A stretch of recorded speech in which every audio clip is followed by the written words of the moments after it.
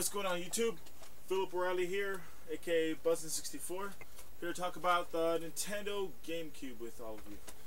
I have a couple different versions. I have this black one and the silver platinum colored Gamecube as well. I happen to have a store kiosk display, the whole unit that you would be able to see in stores back in the day. Pretty cool. The Nintendo Gamecube was released in November 2001, and it was fairly popular. It had to go up against the PS2 and the Xbox. Alright,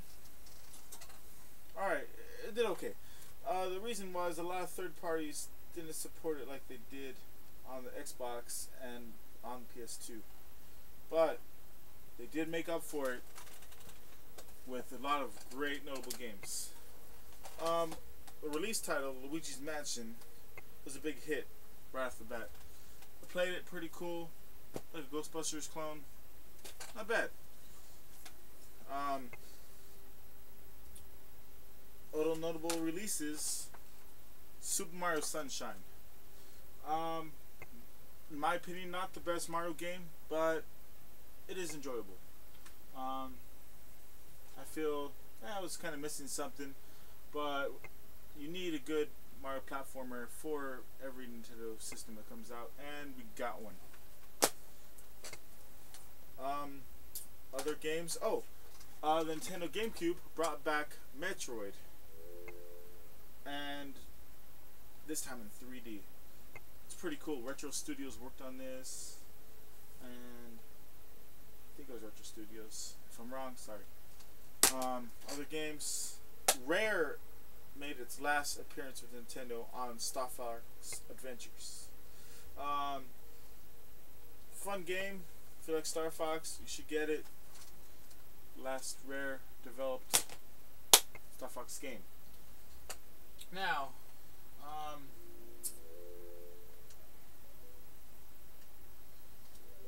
let's see. The GameCube really replaced Nintendo 64. They didn't make many GameCube games.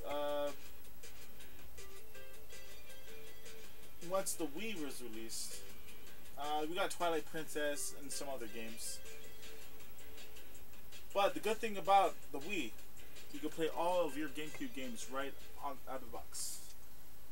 And I really love playing this. It's pretty cool. Some of the things that they did for the GameCube was they gave it a handle so you could carry it around, a little box shape. It's they kind of gave it the cutesy type thing, but I kind of dissed it before. But it's pretty cool. You could take it with you instead of the Xbox where you have to lug around. Nah, that thing you can't lug around. But GameCube, pretty fun, good first party games. Not the best for third party games, but very important part of gaming history. Games lasted all the way to 2006. We had Sonic games. That was after the downfall of the Dreamcast, and it has most games you could want, unless you're into first-person shooters. I would say get a GameCube or get a Wii. Play the GameCube on your Wii. Some cool things about it. Well, some uncool things about it. Discs. Little mini DVDs. They did it mostly to combat piracy. There are a lot of pirates out there, people who like to copy games, and with that way it was harder for many people to do that. The downside of it is you can hold a lot less information. There are a couple games that require like 2 discs in order to play them, but I understand, like, you gotta combat that stuff, but at the same time I don't know. You just gotta go with what people want, and they didn't always go with what people want. At the time, watching DVDs was popular on game systems. They refused to do that. Though they did have a variant for Japan that was called the Panasonic Q, I think. But that had a DVD player on it. I don't happen to have that system with me, but it is a very cool thing if you could happen to find it. Other cool additions that they introduced that we even got here in America is the Game Boy player.